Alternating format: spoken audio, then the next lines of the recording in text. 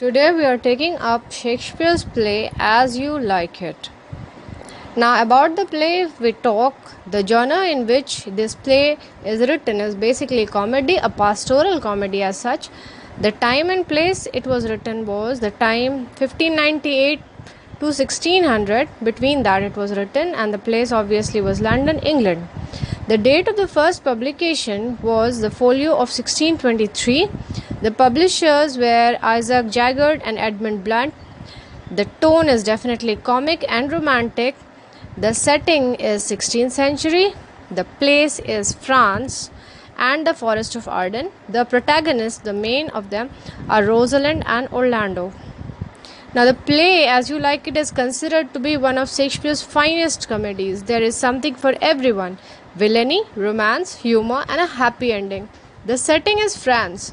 The play begins with the close friendship of two cousins, Rosalind and Celia. Rosalind's father, Duke Senior, has been banished by his own brother, Celia's father, who is Duke Frederick. Frederick is the villain of the play. Although he banishes Rosalind's father, he lets Rosalind stay behind to be a companion to Celia. Later, he banishes her too.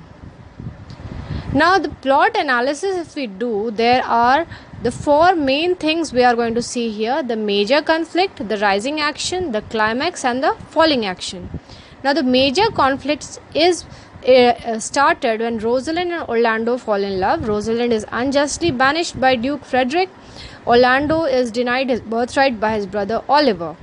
And both these people flee to the Forest of Arden, and they have to flee from the same vindictive person, that is Duke Frederick.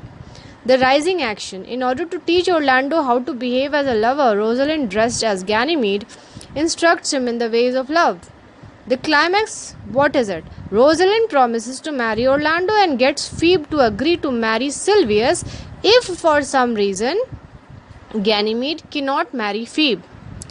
Falling action. Rosalind appears as herself, marries Orlando.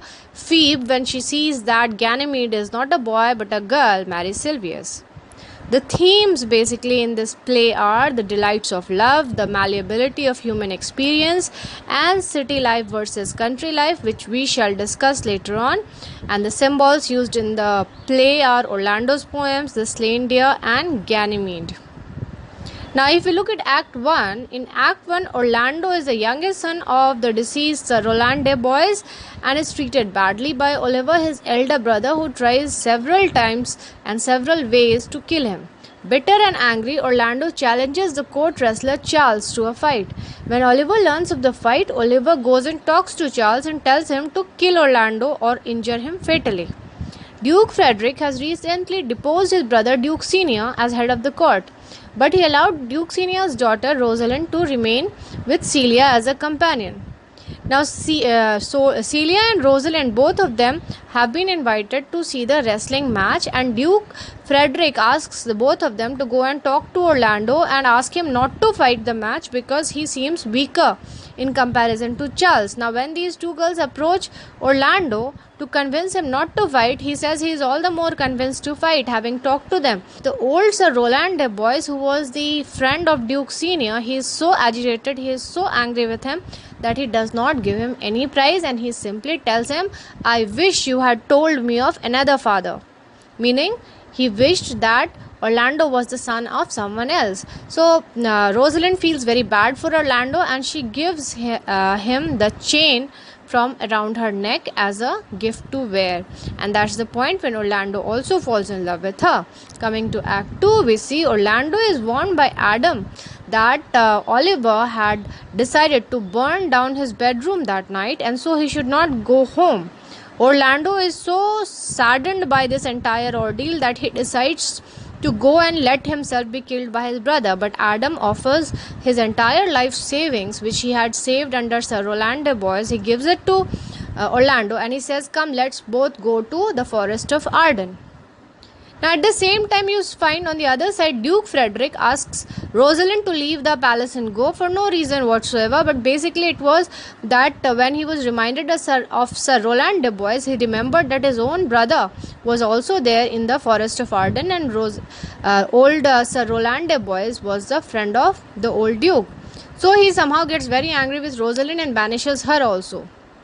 When Rosalind is going, Celia says she will also go with her. They both disguise themselves. Rosalind dresses up as a boy called Ganymede. Celia dresses up as a shepherdess called Aliena. Touchstone, the court jester, also goes with them. Act 3.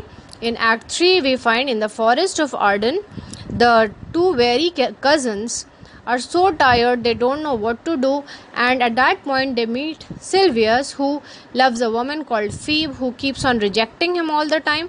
And then both of them, Ganymede and Aliena, they talk with him, and they are able to buy a plot of land with a house and everything made there, which was being sold. So they start living there, and not very far away from them, Duke Senior also is living there in the same forest, and he is also living a life of a huntsman, and he has his people there. And then between all their merriment, Orlando arrives with a sword, and he wants food for himself and Adam. And then the old Duke Senior, very nicely he talks to him, and he says, are you born ill-mannered, or has circumstances made you such? And Orlando is so ashamed of his behavior that he tells him that there's a man, an old man Adam, who's dying for want of food.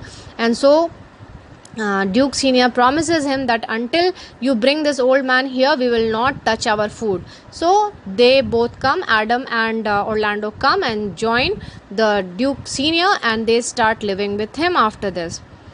Then at this point, the same act, you have Ganymede and Aliena finding verses put on trees addressed to Rosalind, and they come to know that Orlando definitely is in the same forest. And then Rosalind meets Orlando dressed up as Ganymede. He does not recognize her, and he tells that she's going to teach him how to behave like a good lover. And that's the point when this goes on. And then Phoebe meanwhile falls in love with Ganymede, who actually tries to make her or convince her to marry Silvius. But then instead of falling in love with Silvius, Phoebe falls in love with Ganymede. On the other side, you have Touchstone, the court fool, who has dazzled a country girl Audrey with his courtly manners. Audrey deserts her young suitor William for him. Act 4, you have Duke Frederick hears Orlando has disappeared at the same time when Rosalind and Celia have disappeared. So he gets hold of Oliver and he says, you go and catch your brother in the forest. And there in the forest, when Oliver is tired and he's sleeping, there's a snake which is wrapped around his neck, and it's going to bite him, and it's a very poisonous snake. And on the other side, you have a hungry lioness sitting very close by, waiting for him to get up so that she can attack him and kill him and eat him up. And at that point, Orlando comes, sees his brother, and saves him also from the snake and from the lioness. But in the process, he gets badly injured. And when Oliver sees his brother, he's very ashamed of his actions. He goes to tell Ganymede about it. And when Ganymede hears about his injury, Orlando's injury, she faints because she's basically a girl. But then she says she was just acting. And when Ganymede has come to meet Orlando, meanwhile Celia talks to Oliver and hears how much he is repentant for his whole actions, and she falls in love with him. And so we have Rosalind devising a plan in which everyone is going to get married and be happy. And that's a movement towards the happy ending. Act 5, we have Ganymede, that is Rosalind, promising Phoebe that she will marry her, but if for some reason she is not able to marry her, Phoebe must marry Silvius. Celia is already, she has agreed to marry Oliver. Touchstone is going to marry Audrey, and Orlando and Rosalind are going to get married. So with all the promises made, the stage is set for a happy ending. On the day of the wedding, Rosalind disappears. She appears in her new garments or her princess dresses, and Duke Senior gives her away to Orlando. Phoebe has to accept Silvius because she finds that Rosalind is a girl. And so Orlando's older brother returns from college with the news that Celia's father, Duke Ferdinand, has left court to become a hermit, and the dukedom is given back to Duke Senior, and everybody seems to be happy. And so in the end, there are 4 marriages and a joyful dance. Now if you look at the characters, you have Orlando, as we saw, the hero of the play, and he is an attractive young man, and he is very good looking, and he seems to be a true lover, and he is a very good wrestler also, because we find him proving himself in the wrestling with Charles. He is a fitting hero for the play, and though he proves no match for Rosalind's wit and poetry, he is the most obvious romantic match for her. Rosalind is the daughter of Duke Senior. She is considered one of Shakespeare's most delightful heroines, independent-minded, strong-willed, good-hearted, terribly clever. Rosalind uses her exile in the forest of Arden as an opportunity to meet her father and change her destiny. When she disguises herself as Ganymede, a handsome young man, she offers herself as a tutor in the ways of love to her beloved Orlando. She teaches those around her to think, feel, love better than they had previously done. We have Duke Senior, and about him we come to know that he has been learning a lot from nature and all the troubles that nature causes. He learns from the weather, he learns from the rocks, he learns from the cold winds around him, and so he had been sent away by his brother, the usurping duke, that's Duke Frederick. And we have Jax, the cynical character, who is a stock figure, and he seems to stand aloof, watching everything that's happening and giving his comments on that. And Jack's inability to participate in life is probably the reason why at the end of the play he does not agree to follow the Duke back to the court. We have Celia and Duke Frederick. Celia, definitely the daughter of Duke Frederick, is a wonderful friend of Rosalind, and she takes the trip, leaves all the luxuries of the palace, and goes with her sister to the forest. She is very quickly swayed by emotions. As we can see, she falls in love with Oliver the moment she hears about his activities, what he had done against Orlando, and how he was repentant about it. Duke Frederick is the brother of Duke Senior, the usurper of his throne. He is cruel in nature, volatile by temper, and displayed when he banishes his niece Rosalind from court without a reason. And even his own daughter cannot mitigate his anger. Frederick mounts an army against his exiled brother, but aborts his vengeful mission when he meets an old religious man on the roads of Forest of Arden, and he gives up his dukedom to his brother, and he decides to lead a monastic life. Apart from these, we have minor characters like Touchstone, who is the clown. You have Oliver, who is the brother of Orlando. Then you have got Silvius, who is the suffering shepherd who loves Phoebe, and Phoebe does not love him. Then we have Phoebe, who is a young shepherdess who disdains the affections of Silvius. She falls in love with Ganymede instead. Then we have Lord Amiens, who is a faithful lord who accompanies Duke Senior into exile to the Forest of Arden. And we have finally Charles the wrestler, who is defeated by none other than our hero Orlando. We have Adam, who is a faithful servant of Orlando, Sir Roland de Boys, who was the father of both Oliver and Orlando. You have Corin, a shepherd who attempts to counsel his friend Silvius in the ways of love, but Silvius refuses to listen. You have Audrey, a simple-minded goatherd who agrees to marry Touchstone, and finally William, who is a young country boy who is in love with Audrey.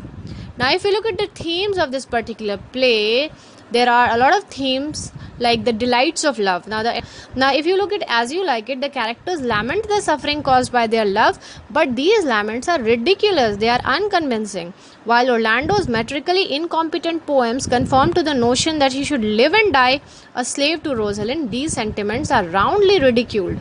As You Like It breaks the courtly love tradition by portraying love as a force of happiness and fulfillment, and ridicules those who revel in their own suffering.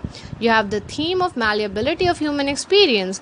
Like Jax, he philosophizes on the 7 stages of human life. Man passes from infancy to boyhood, becomes a lover, a soldier, a wise civic leader, then year by year becomes a bit more foolish until he is turned again to second childishness and mere oblivion.